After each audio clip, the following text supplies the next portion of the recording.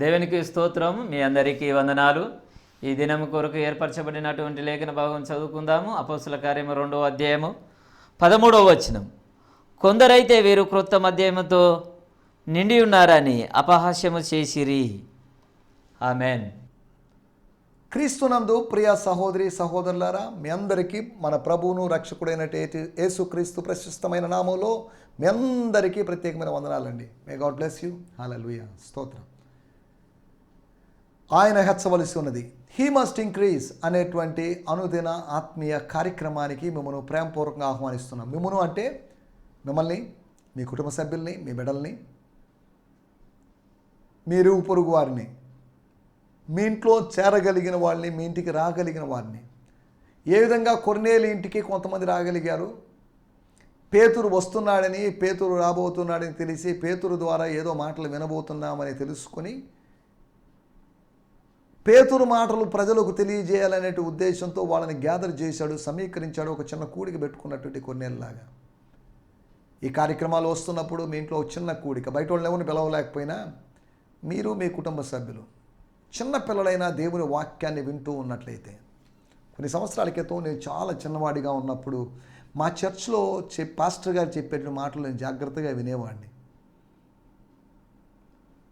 అవి ఎంతవరకు అర్థమవుతాయో నాకు తెలియదు, కానీ నేను కొద్దిగా గొప్ప అర్థం చేసుకోగలను. నేను అర్థం చేసుకొని విన్న వాటినన్నింటినీ నేను తర్వాత రాత్రి ఏదో సమయంలో కొంతమంది పిల్లల్ని గ్యాదర్ చేసి నేనే పాస్టర్లాగా మారిపోయి పాస్టర్ అన్నట్టుగా నిలబడి వాళ్ళ ముందు పాస్టర్ గారు చెప్పిన మాటలన్నీ గుర్తు చేసుకొని చెప్తూ ఉంటాను నేను.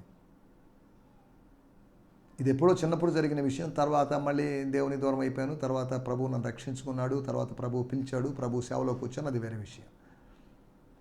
ఎందుకు చెప్తున్నా చిన్నప్పటి నుంచి మనము మందిరానికి వెళ్తూ మాటలు వింటూ ఉన్నట్లయితే అది మన జీవితాలకు ఆశీర్వాదకరంగా మారుతుంది. మన బిడ్డలకు అవి ఆశీర్వాదకరంగా మారుతాయి. వాళ్ళు వినాలి, దేవుని మాటలు వినాలి. దేవుని మాటలు వారి జీవితాన్ని మారుస్తాయి, వారి భవిష్యత్తుకు బంగారు బాటలు వేస్తాయి. ఈ రోజుల్లో ఫోన్లు వచ్చేసి వాళ్ళు ఇక ఫోన్లలోనే పడిపోయారు పిల్లలు. చాలా వరకు నేను గమనించింది 90% పిల్లల జీవితాన్ని పాడు చేసేది ఫోనే. అనవసరమైన స్నేహాలు, అనవసరమైనటువంటి మాటలు, అనవసరమైన సంభాషణలు, వీటి వలన వాళ్ళ జీవితాన్ని వాళ్ళు పాడు చేసుకుంటున్నారు. దైవికమైన విధానంలో కాకుండా లౌకికమైన విధానాల్లో వాళ్ళ జీవితాలు వెళ్ళిపోతున్నాయి. ఆన్లైన్ క్లాసులు వచ్చి పిల్లల్ని చాలా డ్యామేజ్ చేసాయి. ప్రతి వాళ్ళకి ఫోన్లు వచ్చాయి, ట్యాబ్లు వచ్చాయి. ఇక పిల్లలు వాళ్ళ ఇష్టారాజ్యం అయిపోయింది. కాబట్టి మన పిల్లలు, మన నెక్స్ట్ జనరేషన్ కోసం మనం ప్రత్యేకంగా ప్రార్థించాలి. పెద్ద పెద్ద స్థాయిలోకి వెళ్ళాలని ఆశిస్తున్న వాళ్ళు చిన్న చిన్న ఉద్యోగాలతోనో, చిన్న చిన్న క్వాలిఫికేషన్స్తోనో మిగిలిపోతున్నటువంటి వాళ్ళు ఉండి చూసి బాధేస్తుంది నాకు. సరే, ఏదేమైనప్పటికీ ఈ సమయంలో మన కార్యక్రమంలో ముందుకు సాగుదాం. ఈ కార్యక్రమాలను కొరకు మీరు ప్రార్థిస్తున్నారు, అందుని బట్టి మీకు ప్రత్యేకమైన వందనాలు. ఈ కార్యక్రమానికి మీరు ఇస్తున్నటువంటి ప్రోత్సాహం, ఆదరణ బట్టి నేను ప్రభు నామాన్ని మహిమపరుస్తున్నాను. ఎవరైనా మీలో చాలామంది ఇప్పటివరకు ఈ కార్యక్రమాలు చూస్తున్నారు, ఒక ఫోన్ కాల్ కానీ, ఒక మెసేజ్ పెట్టడం కానీ, thank you brother, praise God brother, good morning brother, may God bless you brother అని ఏదో ఒక మాట పెట్టండి. ఐఎమ్ సో అండ్ సో, నా కోసం ప్రార్థన చేయండి. లేకపోతే please call me brother, I'm so and so అని మెసేజ్ పెట్టినా నేనే కాల్ చేస్తాను, మీరు కాల్ చేయాల్సిన అవసరం లేదు. Please call me brother, I want to talk with you. Pastor గారు, I want to talk with you అని మీరు ఒక చిన్న మెసేజ్ పెట్టారంటే ఆ నెంబర్కి నేను కాల్ చేస్తాను. ఆత్మ సంబంధంగా మాట్లాడుకుందాం. ఎందుకంటే యెహోవా యందు భయభక్తులు కలిగిన వారు మాట్లాడుకొనుచుండగా యెహోవా చెవి యొగ్గి ఆలకిస్తున్నాడు.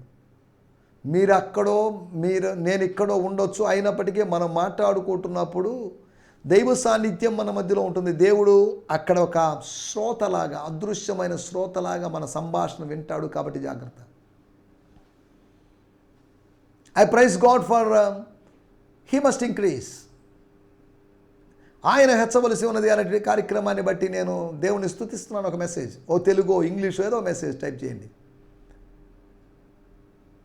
ఐఎమ్ ప్రేయింగ్ ఫర్ ఆయన హెచ్చవలసి ఉన్నది అని మీరు ఏదైనా చిన్న మెసేజ్ పెట్టండి, అది ప్రోత్సాహకరంగా ఉంటుంది. దేవుని స్తోత్రం. మీరు మీ స్థానిక సంఘానికి వెళ్ళండి. ఈ కార్యక్రమం ప్రసారం చేస్తున్న మా స్థానిక సంఘానికి రావడానికో, దాని ద్వారా సంభాషణలు మీతో కమ్యూనికేషన్ చేసి మీతో స్నేహం పెంచుకొని మిమ్మల్ని వేరే సంఘం నుంచి లాగాలనేది నా ఉద్దేశం కాదు. మీ స్థానిక సంఘంలోనే మీరు ఉండండి, ఎదగండి, బలపడండి. ఆ సేవకునికి సేవలో మీరు సహకరించండి. కానీ జస్ట్ ఒక ఆత్మ సంబంధమైన రిలేషన్. మీకోసం నేను ప్రార్థించడానికి, నా కొరకు మీరు ప్రార్థించడానికి. దేవుని స్తోత్రం. నా మాటలు మీకు అర్థమే అనుకుంటాను. దేవుని స్తోత్రం. హల్లెలూయా, స్తోత్రం. నిన్నటి దినం ఇదేమి మన్హు, మన్నా, మన్హా అనేటువంటి మాటని మూల భాషలో వాట్ ఈస్ దిస్? తమ పాలెము లోపల, వెలుపల ఎక్కడో కాదు, ఐగుప్తు దాటి వచ్చారు. ఐగుప్తులో ఏమంటే మీరు వెళ్ళిపోయిన తర్వాత కొన్ని రోజులకో లేకపోతే మీరు వెళ్ళిపోయిన తర్వాత నుంచి ఏదో తెల్లటి పదార్థం మా దేశంలో కురుస్తుందని ఎవరు చెప్పలేదు. చుట్టుపక్కల ఎక్కడా కురవని మన్నా, చుట్టుపక్కల మంచు కురిసింది కానీ ఎక్కడా మన్నా కురవలేదు. ఐగుప్తులో మన్నా కురవలేదు, కనాను దేశంలో పాలు తేనెలు ప్రవహించే దేశంలో మన్నా కురవలేదు. కానీ ఐగుప్తు దేశానికి కనాను దేశానికి మధ్యలో ఉన్నటువంటి అరణ్యములో మాత్రమే మన్నా కురిసింది. అంటే అరణ్యములో ఎప్పుడు మన్నా కురిసిందని కాదు, ఎప్పుడూ కురవలేదు. దేవుని ప్రజలు వచ్చినప్పుడు మాత్రమే మన్నా కురిసింది. గుర్తుపెట్టుకోండి, దేవుని ప్రజలు వచ్చినప్పుడు మాత్రమే సముద్రం చీలిపోయింది. దేవుని ప్రజలు వచ్చినప్పుడు మాత్రమే నది చీలిపోయింది. దేవుని ప్రజలు వచ్చినప్పుడు మాత్రమే ఎరికో గోడలు కూలిపోయినాయి. అనగా దేవుని ప్రజలు వచ్చినప్పుడు దేవుడు కార్యం జరిగిస్తున్నాడు కాబట్టి కార్యాలు జరుగుతున్నాయి. ఆటోమేటిక్గా ఎరికో గోడలు కూలిపోయాయని కాదు, ఆటోమేటిక్గా ఏం జరిగిందో మరి సడన్గా సముద్రం చీలిపోయింది అని కాదు. సముద్రం చేరడానికి కారణం, సముద్రం పొంగింది, కారణం ఒకటి ఉంది. ఓడలో గాఢ నిద్రపోతున్నాడు ఒక వ్యక్తి, నిద్రపోతూ అని ముద్ర వేయించుకున్న ఒకడున్నాడు లోపల. ఆ వ్యక్తిని బట్టి సముద్రం పొంగింది. నన్ను బట్టి ఇదంతా జరిగింది. నాకు అర్థమైపోయింది. I could understand this. ఏం లేదు, సింపుల్ సొల్యూషన్. నన్ను ఎత్తి నేల పడేయండి. ఉండవయా జోకులు వేసినా కానీ ఏం మాట్లాడుతావు నువ్వు? నిన్ను ఎత్తి నేల వేయడం ఏంటి? ఏం మాట్లాడుతున్నారు మీరు? ఇంకా నిద్రమత్తులో మాట్లాడుతున్నావా? ఏం నిద్రమత్తు పోలేదా నీకు? ఇంకా నిన్నెత్తి నేల వస్తే నీ భార్య బిడ్డల పరిస్థితి ఏంటి? ఎందుకంటే మొదలే మాకాశాపం, మేము చేసింది ఏదో తప్పుల వల్ల ఇప్పుడు సముద్రం పొంగుతుంటే మళ్ళీ నిన్నెత్తివేసి ఎక్స్ట్రా మా పాపాలకు ఇంకా అధిక పాపాన్ని కూడగట్టుకోవడం దేనికి? ఏమంటే ఓ చిన్న విషయం చెప్తున్నా, నేను పారిపోయాను, దేవుడు నాకు చెప్పిన మాట నేను వినలేదు, నా అంతటా నేనే సముద్రంలో దూకలేను, దయచేసి మీరు ఎత్తి పారేస్తే సముద్రం అడిగిపోద్ది, అది మాత్రం పక్కా. అలాగే జరిగింది. ఎందుకు చెప్తున్నానంటే, స్తోత్రం, యోనాను బట్టి తుఫాను వచ్చింది, యోనాను బట్టి గాలి వచ్చింది, యోనాను బట్టి మునిగిపోయే పరిస్థితి వచ్చింది. కానీ అదే యోనాను బట్టి సముద్రం నిమ్మలమైంది. అదే యోనాను బట్టి ప్రజలు క్షేమంగా గమ్యం చేరుకున్నారు. యోనా అడుగులో క్షేమంగా ఉన్నాడు, ప్రజలు తీరానికి వచ్చి క్షేమంగా ఉన్నారు. దేవుని స్తోత్రం. హల్లెలూయా. మనకెవరికి హోప్ లేదు, కానీ యోనాను బట్టి హోప్ కలిగింది. అనగా దేవుని ప్రజలను బట్టి దైవ కార్యాలు జరుగుతాయి. నిన్ను నన్ను బట్టి దైవ కార్యం జరుగుతుంది. నా ప్రార్థనను బట్టి దేశంలో కార్యాలు జరుగుతాయి. నా ఉపవాసాలను బట్టి, నా పనిని బట్టి, దేవుని సేవకులారా మీరు నేను చేసే పనిని బట్టి దేశంలో, రాష్ట్రంలో, జిల్లాలో, మండలంలో కార్యాలు జరుగుతాయి. స్తోత్రం. హల్లెలూయా.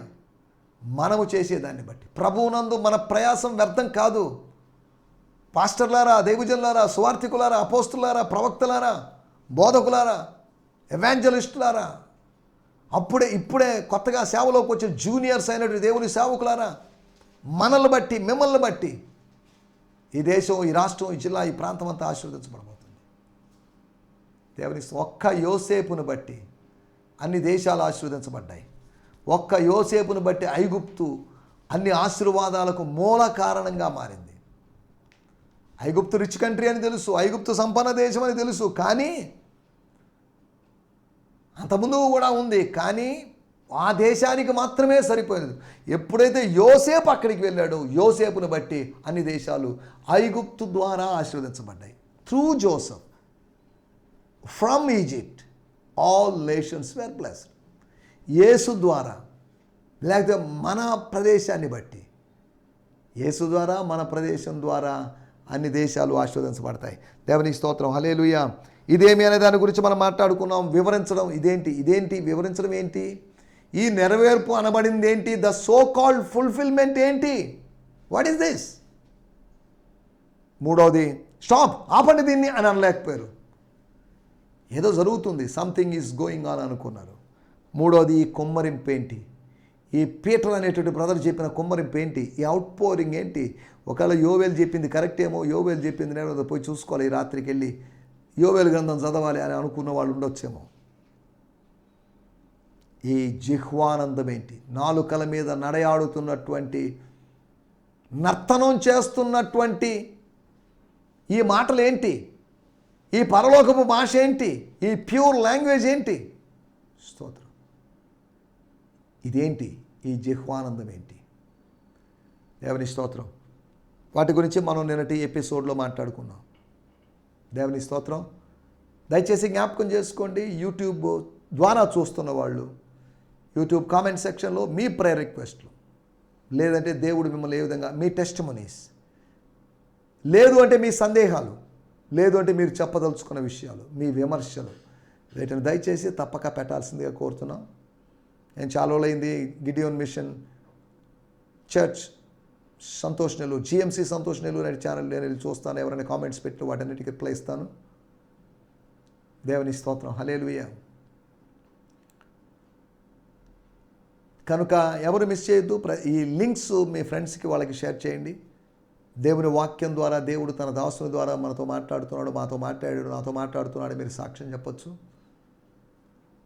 ఆయా ప్రాంతాలకు వెళ్ళినప్పుడు, వేరు వేరు ప్రదేశాలకు వెళ్ళినప్పుడు దేవుడు మీ ద్వారా మాతో మాట్లాడాడు బ్రదర్, దైవ స్వరాన్ని మేము స్పష్టంగా విన్నాం. We sensed in the spirit that God is using you, God is speaking through you అని చెప్పబడిన సాక్ష్యాలు నేను బోల్డ్ విన్నాను. దీని ద్వారా ఆయనకు మాత్రమే కేవలము ఘనత, మహిమ, ప్రభావాలు కలుగునుగాక.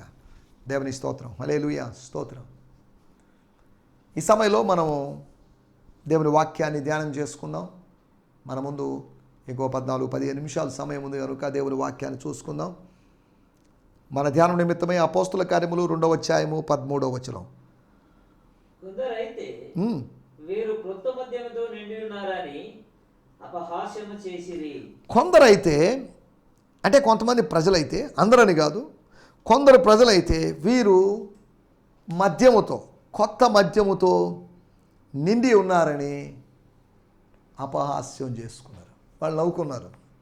వాస్తవమే కదా, ఏంటిదంతా, ఏంటి ఆనందం ఏంటి అని అన్నట్టుగా ఆ జిహ్వానందాన్ని వాళ్ళు సునకానందం, పిచ్చి ఆనందంగా భావించారు. నేను చదువుతున్నాను 2వ అధ్యాయం 13వ వచనం.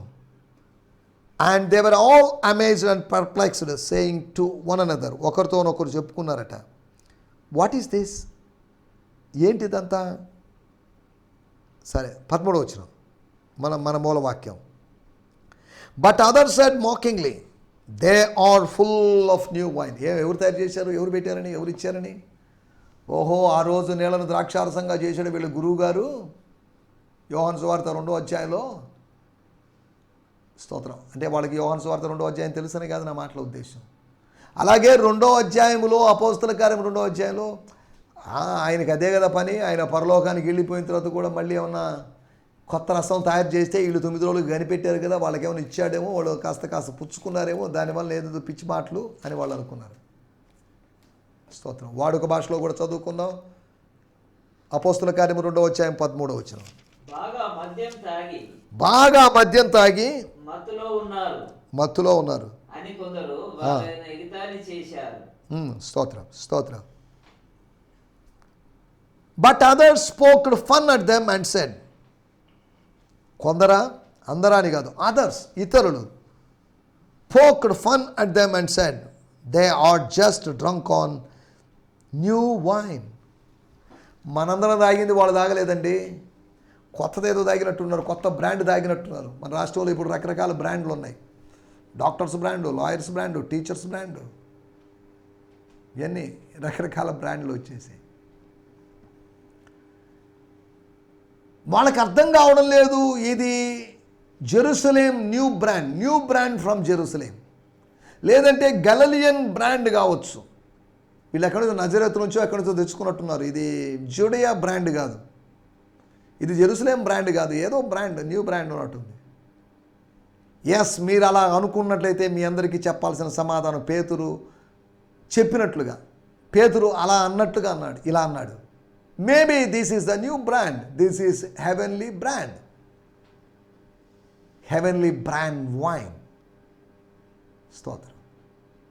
పరలోక సంబంధమైన పరలోక బ్రాండ్ అయినటువంటి ఆత్మరసం ఇది.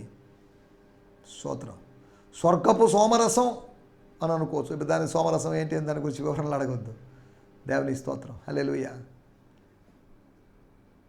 స్వర్గపు రసము అని అనుకుంటూ అని భావిస్తున్నప్పుడు వాళ్ళందరూ స్వర్గపు రసం కాదు, పాడు కాదు, పాతాళలోకి పైత్యరసం అయిందేమో. దయారసాన్ని గురించి దేవుని వాక్యంలో రాయబడింది. ఆయన పెదవుల మీద దయారసం పోయబడి ఉంది. దయారసం కాదు ఇది, ఇది దైవరసము అని అనుకుంటూ ఉన్నప్పుడు వాళ్ళు అన్నారు, నో నో నో, ఇది పాతాళలోకపు పైత్యరసమేమో. ఇది పైత్యరసం కాదు, ఇది పరిశుద్ధాత్మ రసం. This is a new experience, new wine.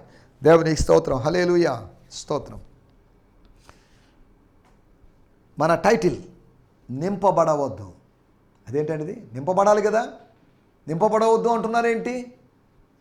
అవును, ప్రజలు నింపబడాల్సిన వాటితో నింపబడకుండా నింపబడకూడని వాటితో నింపబడుతున్నారు. చేయాల్సినవి చేయకుండా చేయకూడనివి చేస్తున్నారు. మాట్లాడాల్సినవి మాట్లాడకుండా మాట్లాడకూడనివి మాట్లాడుతున్నారు. చూడాల్సినవి చూడకుండా చూడకూడనివి చూస్తున్నారు కాదా? చదవాల్సినవి కాకుండా చదవకూడని వాటిని చదువుతున్నారు.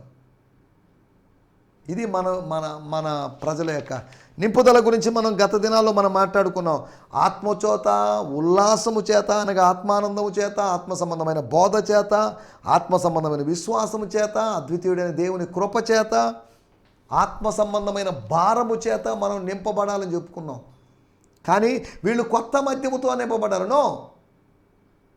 స్తోత్రం. అపోలజిటిక్గా, అపోస్టలిక్గా, మరలా చెప్తున్నాను, అపోలజిటిక్గా, అపోస్టలిక్గా. ఆత్మ వచ్చిన రోజు 2 విధాలుగా మాట్లాడాడు ప్రొఫెటిక్గా, లేదా 3 విధాలుగా. పేతురు గారు మాట్లాడిన మాటలు గమనించండి. ఇంటర్ఫియర్ అయ్యాడు, జోక్యం చేసుకున్నాడు. మీరు ఇలా మాట్లాడితే కుదరదు. ఎందుకు ఇలా మాట్లాడుతున్నారు? ఎందుకు ఇలా నెగిటివ్గా కామెంట్ చేస్తున్నారు? ఎందుకు ఈ విమర్శలు? మీ విమర్శలు కట్టి పెట్టండి. అవసరమైతే ఈ అనుభవంలోకి మీరు రండి. వారు వివరిస్తుంటే మీరు విమర్శిస్తున్నారా? ఇది ఎంతవరకు సమంజసం? Stop this non sense. What is this అని మీరు అడగడమే కాదు, మేము కూడా అడగగలం. ఇదేమి అని మీరు అడుగుతున్నట్టుగా మేము అడగగలం. ఇదేంటిది? ఇదేనా మీ ఆత్మీయత? ఇదేనా మీ భక్తి? దేవాలయానికి వచ్చి, ఈ మేడగదికి వచ్చి, ఈ పెంతికోస్తు పండగకి వచ్చి లేఖనాలు మేము వివరిస్తున్నప్పుడు, లేఖనాలు మేము వివరించాలనుకున్నప్పుడు, మేము 9 రోజుల ప్రార్థన ఫలితంగా ఈ 10వ రోజు ఉదయం 9 గంటలు కాకముందే ఆత్మానుభవానికి వస్తే అర్థం చేసుకోకుండా అపార్థం చేసుకుంటూ ఏదో మాట్లాడతారా అన్నట్టుగా మాట్లాడాడు. స్తోత్రం. స్తోత్రం. హల్లెలూయా. నింపబడవద్దు. Don't be filled, be filled అని మాట్లాడుకున్నాం. But don't be filled. Negative విషయాలతో మనం నింపబడకూడదు. దీని త్వరగా నేను 5 విషయాలు మీకు జ్ఞాపకం చేస్తాను. మొట్టమొదటి విషయము మన మూలవాక్యమే 13వ వచనంలో, మద్యము చేత నింపబడకుడి. Don't be filled with wine. దాంట్లో మోకరీ ఉంది, దాంట్లో అపహాస్యం ఉంది, దాంట్లో వేళాకోళం ఉంది, దాంట్లో ఎగతాళి చేసేటువంటి స్వభావాలు ఉన్నాయి. సామెతల గ్రంథము 23వ అధ్యాయంలో మనం గమనించినట్టయితే, ద్రాక్షారసము మిక్కిలి ఎర్రబడగను, గిన్నెలో తళతళలాడుచుండగను, తాగుటకు రుచిగాను ఉండగను, దాని వైపు చూడకము, పిమ్మట అది సర్పము వలె కరుచును, కట్ల పాము వలె కాటు వేయును, విపరీతమైనవి నీ కనుల కనబడను, నువ్వు వెర్రి మాటలు మాట్లాడుదువు, లేదా వెర్రి మాటలు పలుకుదువు. ఇక్కడ వెర్రి మాటలు పలుకుతున్నారు. స్తోత్రం. వెర్రి మాటలు కాదా? కొత్త మద్యంతో నింపబడరనే వెర్రి మాటలు దేనికి? మతపు మత్తులో మతపు మద్యాన్ని సేవించి, యూదా మతపు మద్యాన్ని సేవించి, పరిసెయ మతపు మద్యాన్ని సేవించి, సద్దూకయ మతపు మద్యాన్ని సేవించి మీరు మాట్లాడుతుంది ఎంతవరకు సమంజసం? మతపు మద్యపు మత్తులో నుంచి బయటికి రండి అన్నట్టుగా పేతురు గారు వారితో మాట్లాడారు. నింపబడవద్దు. Don't be filled with wine. ఎఫెసీ పత్రిక 5వ అధ్యాయంలో రాయబడింది, మద్యము చేత మత్తులై ఉండకూడదు, దానిలో దుర్వ్యాపారం ఉన్నది. దుర్వ్యాపారపు అనుభవంలో ఉన్నారు. దేవుని పేరుతో, మతం పేరుతో జీవిస్తున్న అనేక మంది. దుర్వ్యాపారపు అనుభవాల్లోంచి బయటకు వచ్చేద్దాం. దుర్వ్యాపారం అంటే చెడ్డ వ్యాపారం, చెడ్డ వ్యాపారం అంటే పాపం, చెడుతనం, డిబాచరీ అన్నారు, అనగా వ్యభిచారం. అందులో వ్యభిచారం ఉన్నది అనే మాట అక్కడ రాయబడింది. ఎందులో? లోక సంబంధమైన మద్యములో. లోక సంబంధమైన మద్యములో పాపం ఉన్నది. ఆత్మ సంబంధమైనటువంటి ఈ అనుభవంలో, మత్తు అనుభవంలో, ఆత్మ సంబంధమైన నూతనత్వపు లేకపోతే సూపర్ న్యాచురల్ ఎక్స్పీరియన్స్లో మత్తు లేదు, లేకపోతే మెలకు ఉంది. బూతులు లేవు ఇందులో స్తుతులు ఉన్నాయి. దేవుని స్తోత్రం, హల్లెలూయా, స్తోత్రం. రెండవది అపోస్తుల కార్యములు 13వ అధ్యాయము 10వ వచనం. అతన్ని తేరి చూచి యగాదిగ్గా చూసి ఆ ఎలుమా అనబడినట్టు వాటితో, ఆ గారడి వాడితో 8వ అధ్యాయంలో ఒక గారడి వాడి స్టోరీ ముగిసిపోయింది. ఇంకో గారడి వాడు పుట్టుకొచ్చాడు. పుట్టగొడుగుల్లాగా గారడి వాళ్ళు పుడుతున్నటువంటి రోజులు ఇవి. గారడి వాళ్ళలాగా సేవకులు మారుతున్నటువంటి రోజులు ఇవి. రెండవ గారడి వాడు 13వ అధ్యాయం 10వ వచనం.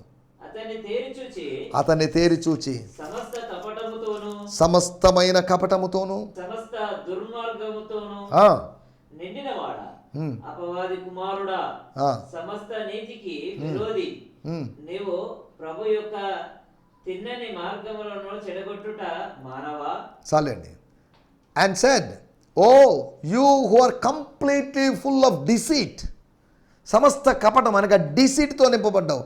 And cunning, you son of the devil, you son of Belial, అపవాది కుమారుడా, స్తోత్రం. You enemy of all that is righteous, అనగా సమస్తమైన నీతికి శత్రువైన వాడా. Won't you ever stop twisting the straight ways of the Lord. దేవుని యొక్క స్ట్రైట్ నున్నని లేకపోతే తిన్నని మార్గాల్ని తిప్పేవాడా, మెలివేసేవాడా, మెలిపెట్టేవాడా. What is this? దేవుని స్తోత్రం. ఎన్ని మాటలు అంటున్నాడు చూడండి పౌలు గారు. ఏమంటున్నాడు? అతను ఉద్దేశించి అతను నింపబడ్డాడు అంట. దేని చేత నింపబడ్డాడు? సమస్తమైనటువంటి కపటముతో నింపబడ్డాడు. అనగా అతనిలో యథార్థవంతమైనటువంటి నిజాయితీ కలిగే స్వభావం లేదు, కపటం ఉంది అతనిలో. అతడు కపట సహోదరుడు, అతడు కపట స్నేహితుడు. నేను చదువుతున్నాను, యూ సన్ ఆఫ్ డెవిల్, స్తోత్రం, సన్ ఆఫ్ అక్యూజర్ లేదా అపవాది కుమారుడు. You are full of every form of fraud and deceit and enemy of all that is right. When will you stop perverting the truth of God into lies? ఎప్పుడు ఆపుతావు నువ్వు దేవుని యొక్క సత్యాల్ని, దైవికమైన సత్యాల్ని అబద్ధాలుగా మార్చడాన్ని ఎప్పుడు ఆపుతావు? స్తోత్రం. మొట్టమొదటి విషయము మద్యముతో నింపబడకూడదు. రెండోది కపటముతో నింపబడకూడదు. ఇతని యందు ఏ కపటము లేదు. యోహాను సువార్త 1వ అధ్యాయంలో నతనీయేలు కపటము లేనివాడు, ఎలుమా కపటముతో నిండినవాడు. మూడో విషయాన్ని అపోస్తుల కార్యములు 13వ అధ్యాయం 10వ వచనం ఒకసారి చదివాం కాబట్టి మనం చదవాల్సిన అవసరం లేదు. దుర్మార్గముతో నిండినవాడు, అనగా చెడుతనముతో, దుష్టత్వంతో నిండినవాడు, నటనతోనూ లేకపోతే నరహత్య అనుభవంతోనూ, చంపాలి అనేటువంటి క్రూరత్వంతో నిండినవాడు. స్తోత్రం. ఒక వ్యక్తిలో ఉన్నటువంటి 2 లక్షణాలు చూడండి. అతనికి పౌలు గారికి ఇంతకుముందే పూర్వ పరిచయాలు లేవు. అయినప్పటికీ ఇవన్నీ ఎలా చెప్పగలుగుతున్నాడు? ఆత్మలో చూసి చెప్తున్నాడు. అతని వైపు తేరి చూశాడు, అతని ఆత్మలోకి తొంగి చూశాడు. He saw that man in the spirit. ఆత్మలో కొంతమంది ఇంత భయంకరంగా ఉంటారు, బయటికి బాగుంటారు, నవ్వుతూ ఉండొచ్చు, పైకి వందనాలు చెప్పచ్చు, పైకి భక్తి, లోపల కత్తి అనుభవంలో ఉంటే ఉండొచ్చు. మన ఇక్కడ ఆలోచిస్తున్నట్టు మాటలు. స్తోత్రం. ఒకటి మద్యముతో నింపబడకూడదు, రెండోది కపటముతో నింపబడకూడదు, మూడోది దుర్మార్గముతో నింపబడకూడదు. 4వ మాట అపోస్తుల కార్యములు 13వ అధ్యాయము 45వ వచనం. యూదులు జనసమూహములను చూచి మత్సరముతో నిండుకొని, జనసమూహాన్ని చూసి, గ్యాదరింగ్ చూసి, ఆ క్రౌడ్ని చూసి మత్సరముతో నిండుకున్నవారై దూషించుచు పౌలు చెప్పిన వాటికి అడ్డం చెప్పిరి.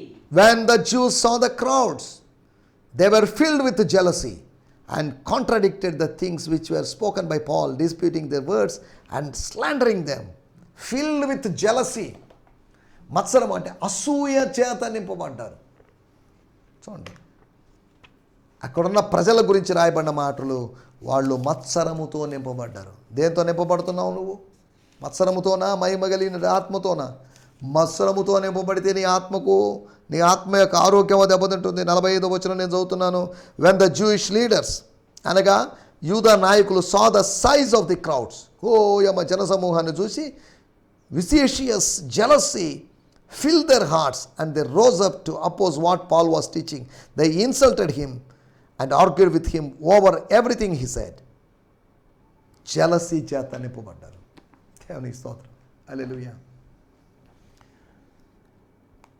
5వ విషయం చెప్పి ముగిస్తాను. అపోస్తుల కార్యములు 17వ అధ్యాయము 16వ వచనం. పౌలు ఎథెన్సులో వారి కొరకు కనిపెట్టుకొని ఉండగా, ఏథెన్సు అనేటువంటి పట్టణములో వారి కొరకు ఆయన కనిపెట్టుకొని ఉండగా, ఆ పట్టణము విగ్రహములతో నిండి ఉండుట చూచి అతని ఆత్మ పరితాపము పట్టలేకపోయెను. Now while Paul waited for them at Athens, his spirit was provoked within him, seeing the city so full of idols.